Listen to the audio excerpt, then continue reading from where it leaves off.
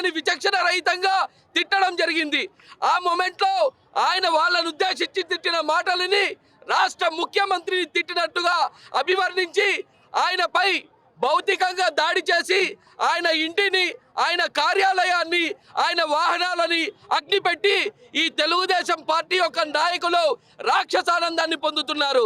మీరు చూసినట్టయితే వైఎస్ఆర్ కాంగ్రెస్ పార్టీ స్పష్టంగా తెలియజేస్తుంది, మీ రెడ్ బుక్ రాజ్యాంగం చెల్లనే చెల్లదు. కొన్ని రోజులు మాత్రమే వెయిట్ చేయండి. మీ చర్యకి ప్రతి చర్య ఖచ్చితంగా ఉంటుంది. మీ దాడికి ప్రతి దాడి ఖచ్చితంగా ఉంటుంది. అంబేద్కర్ గారు, మీరు సాక్షాత్తు మీరు చూస్తున్నారు, మీరు రచించిన రాజ్యాంగం ఆంధ్రప్రదేశ్లో చెల్లదు. మీ రాజ్యాంగాన్ని ఆంధ్రప్రదేశ్లో రెడ్ బుక్తో రీప్లేస్ చేశారు.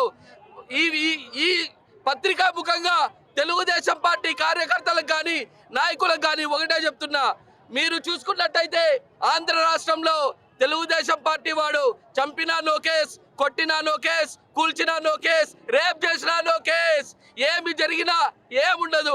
అదే వైఎస్ఆర్సీపీ పార్టీ కార్యకర్త ఇంట్లో కానీ నాయకుల ఇళ్లలో కానీ ఒక కోడి కోసినా, ఒక పటాకు పేలినా దానికి